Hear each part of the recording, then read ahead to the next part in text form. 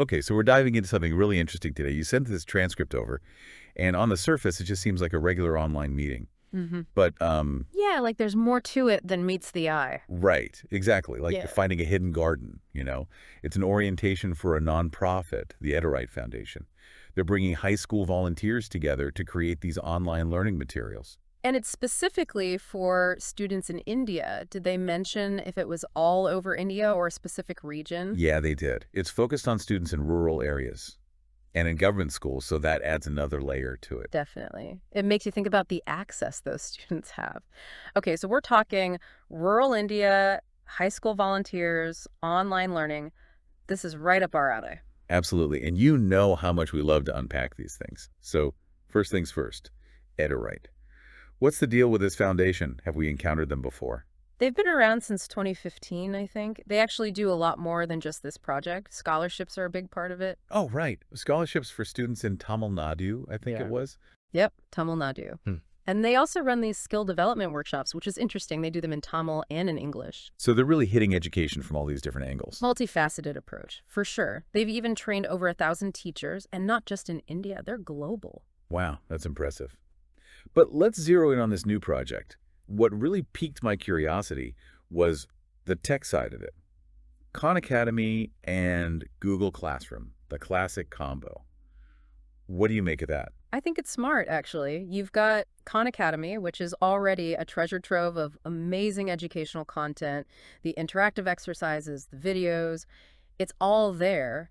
But by using Google Classroom alongside it, they can have more, well, Control? yeah, control over how it's all structured, how the content is presented and taught. And how it's tailored, right? I remember them specifically saying they want to adapt the content for these students in India. Customization is key, absolutely. It's like they're not just taking these generic lessons and dropping them in. They're thinking about the specific needs of these learners.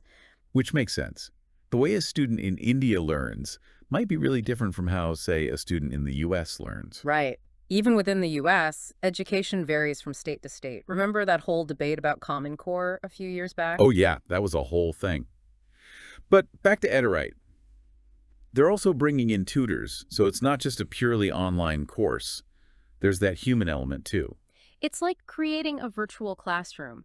That personal touch can make a world of difference, especially when you're talking about bridging geographical and cultural divides. It's like building a digital bridge between continents. Exactly. And the transcript actually gives us a really detailed look at how they're building these lessons, almost like we're peeking behind the curtain. Yes, they're talking about exporting content, unit by unit, lesson by lesson, even breaking down activities and quizzes separately.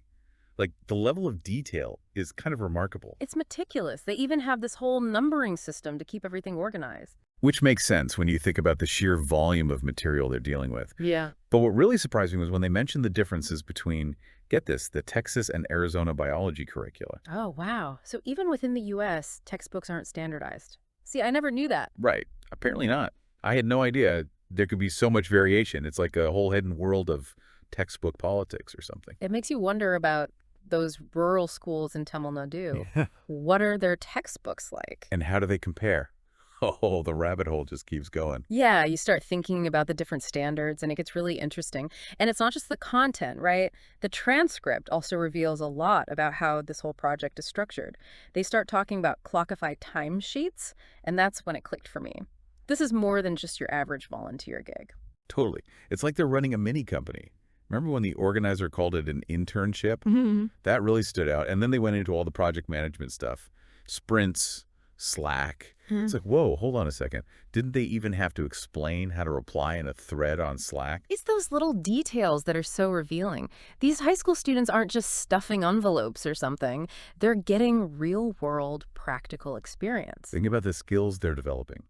Teamwork, project management, communication, and digital fluency, obviously. Yeah. That's huge these days. It's like a crash course in what it's actually like to work on a team, especially in a remote setting.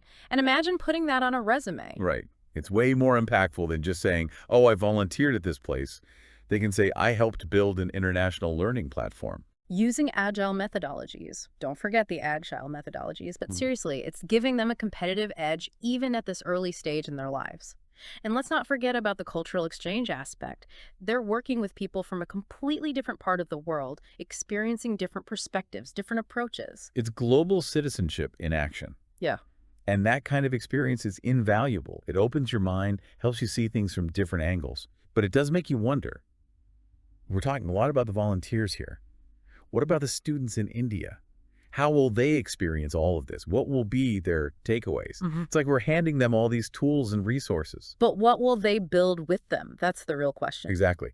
We can talk about the logistics, the tech, the organization. But the impact comes from how it's received. Right. Like, are we just assuming this is automatically going to be beneficial? It's easy to get caught up in the excitement of a new project. And this one is exciting. There's no doubt about that. But we have to remember there's another side to this story. The student side. Exactly. We're seeing the behind the scenes, the planning, the effort. But how will that translate to their experience? It reminds me of that saying, you can lead a horse to water.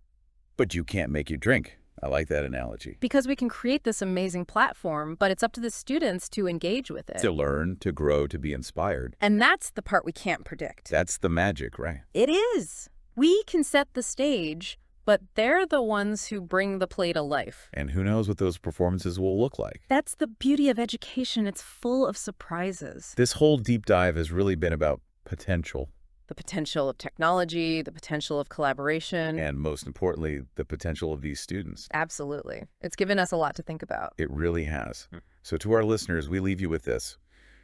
What other innovative approaches to education are out there? What hidden gems are waiting to be uncovered? Keep exploring, keep asking questions, because the future of education is full of possibilities. And we can't wait to see what unfolds. Until next time.